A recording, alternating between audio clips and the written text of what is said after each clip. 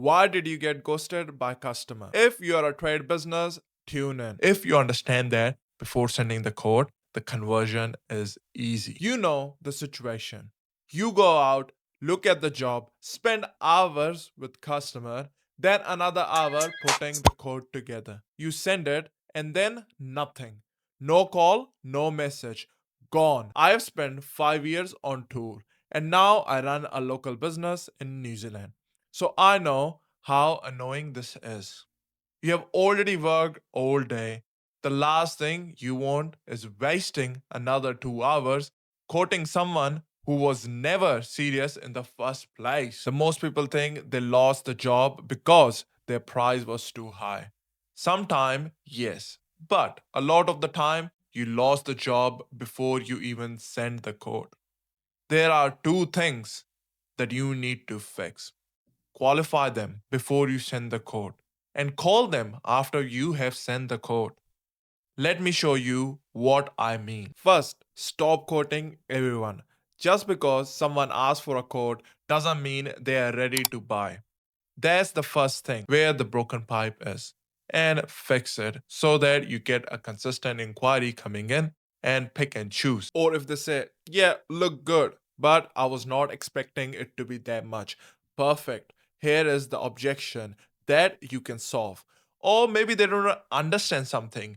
There is your opportunity to explain them. And once you get more inquiries, everything changes. Before I spend 2 hours putting something together, I want to know how serious are they. Ask something like, so what made you want this job done now? That one question tell you a lot. Because if they say, we are just thinking about doing it sometime later next year, okay, that's very different from when someone says, we need to get this sorted by end of this month.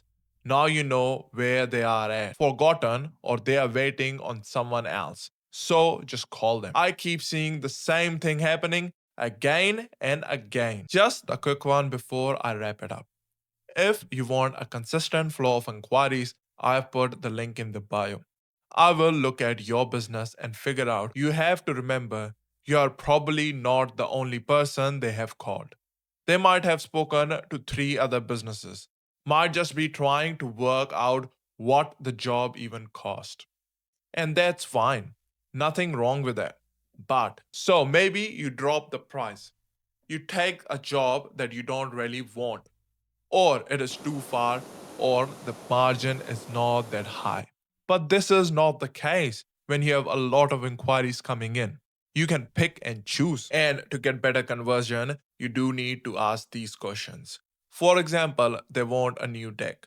But why do they want the new deck? When you call them, ask, hey, did you get a chance to have a look at my code? Any questions? Is there anything holding it up? Simple. And I'll rather someone tell me, nah, mate, we are not going ahead. Cool. At least I know, because a no is way more better than no answer. You've already spent the time quoting it. And you don't need to interrogate them. Is the current one falling apart? They're not buying timber. They're buying what the timber gives them after the job is finished. Then I would ask, you just need to ask some normal conversational question. You need to explain it, not in some technical language, just normal English. Remember, the customer does not understand your trade like you do. This is another big one. You look at the code and think, yeah, obviously this job is 30K. But to them, it's just a number. They don't know what material you are using, why the preparation matter, what can go wrong if they're done cheaply. You know all of that. They don't know. So if you send them 32K and someone else send them 27K, what do you think they're gonna look at? They're gonna look at the number because nobody has explained the difference.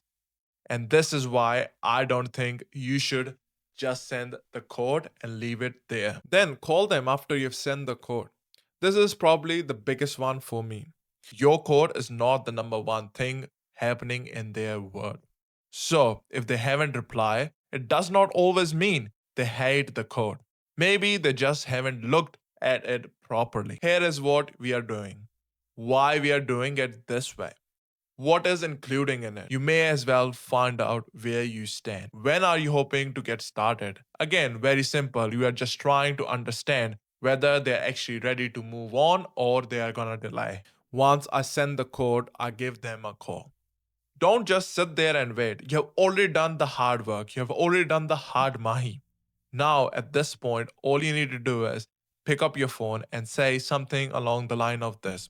Hey mate, I've sent you the code through. Have you got 5 minutes to discuss it?